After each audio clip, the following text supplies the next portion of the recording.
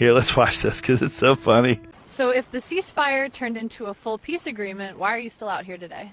I don't know what else to do. My entire personality is based on this. I'm very sad it's over. Are you happy that the war ended? I honestly can't believe it's over. I'm devastated. Like, what do I do now? I'll have nothing to protest about. Are you happy now that there is a ceasefire? Well, no. I'm not really sure what to do now. I might have to find a job. What's your opinion on the ceasefire? Well, I'm just sad that it's over. I just don't know how I'll pay rent without my protesting money. Like, do I need to find a job? What's your opinion on the ceasefire? I just don't understand. Why are we stopping now? Like, this is my income. What am I supposed to do now? What are you going to do now that there is a ceasefire? Well, I'm not so sure. I might have to look for a job. What about protesting for the Christians in Nigeria? Hell no!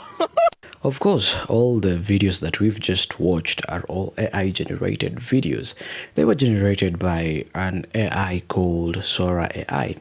And while somebody may just choose to dismiss these footages as probably AI generated, I don't think that should be the case, because if anything, these footages were generated using real data that already exists, data that has already been fed on the internet. And this is data that shows how these pro-Palestinian protesters do behave and how they think.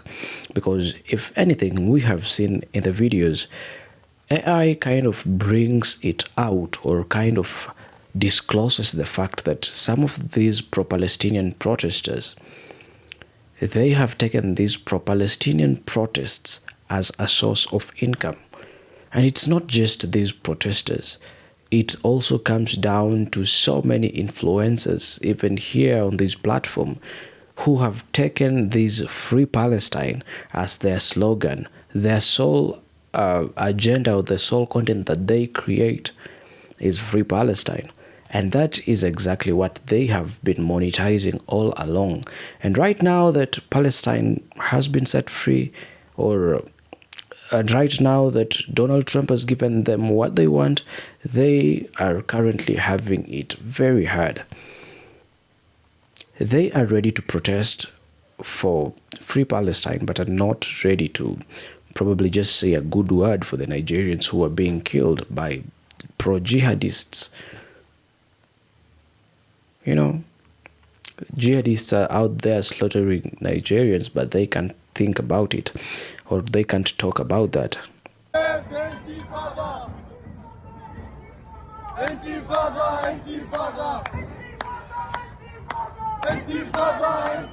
Hey guys, good news. Remember all those Free Palestine protesters that we haven't been able to find ever since Trump freed Palestine? Don't worry, I found them.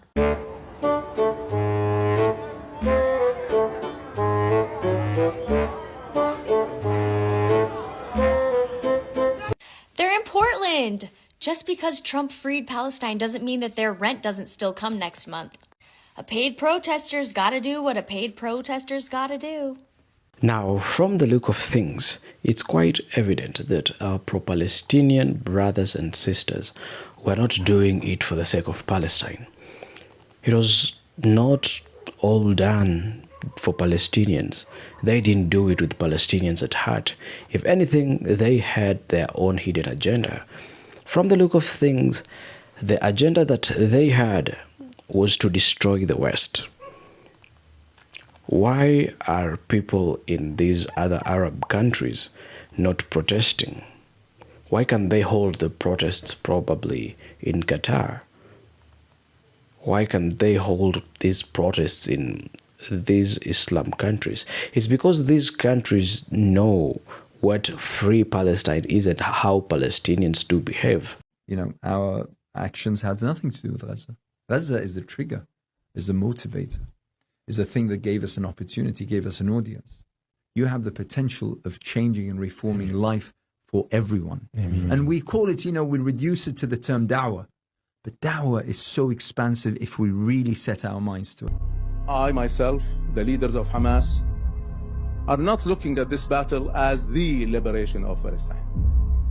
Allah subhanahu wa ta'ala promised us victory over these major powers. One of the promises of the Prophet ﷺ is that the day of judgment will not happen until Islam prevails and we become victorious and we will rule the whole world. Free Palestine was never about Palestine. Free Palestine was never about Palestinians. If anything, it had nothing, totally nothing to do with Palestinians. So you realize that the Free Palestine slogan was just being used as a veneer to cover up a hidden agenda. What is this hidden agenda? These so-called pro-Islamists or these jihadists, they were using this free Palestine as a veneer to cover up a hidden agenda. I myself, the leaders of Hamas, are not looking at this battle as the liberation of Palestine. Allah subhanahu wa ta'ala promised us victory over these major powers. One of the promises of the Prophet sallallahu alaihi wasallam is that the day of judgment will not happen until Islam prevails and we become victorious and we will rule the whole world. Everybody in the Western world is fed up with these Palestinian protests. Everybody in the Western world is completely incapable of finding Palestine on a map unless they go to Google Maps and type it in and let the computer do the work for them. Give them an atlas, they won't find it.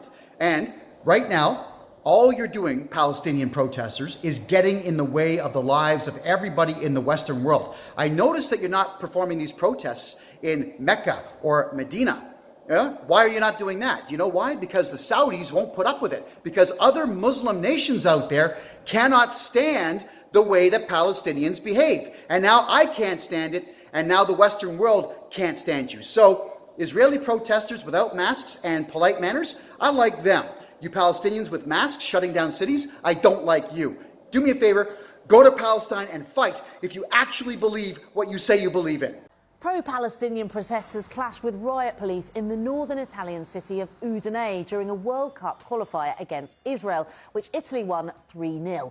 The demo organisers had called on soccer's global governing body, FIFA, to ban Israel from all competitions, saying the team supported occupation policies in the Palestinian territories. Last night's result meant Israel failed to qualify for next summer's finals in the United States, Mexico and Canada. Remember, the end goal of the so-called religion of peace is to conquer the world. And it just happens that the West is part of the world. It happens that America is also part of the world. So these Muslim brothers and sisters do want or do have a hidden agenda of conquering the West. It may not be said, but that is exactly what the UK is experiencing right now. UK is under the danger of a possible Muslim takeover.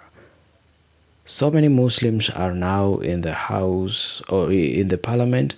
So many Muslims are now in the House of Representatives. They now have representation in the Parliament. And I'm not spreading Islamophobia. It's not like they should not have representation. Yeah, they should have representation.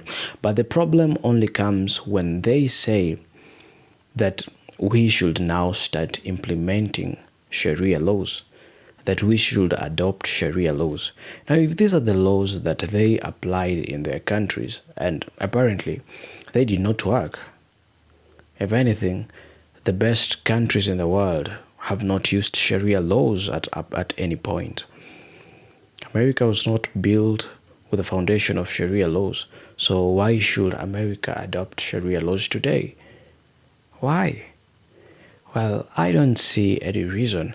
But anyway, those are just my thoughts. Please let me know what your thoughts are about all this that's going on in the comment section. As usual, I am your presenter and your host, Kachina. And I'll ask you, if at all you did like the video or you found this video to be meaningful or insightful in any way, please give it a thumbs up and also consider supporting this channel by sharing the video or by subscribing. Having said that, I'd just like to end the video at this point. Thank you so much. May God bless you. See you in the next one.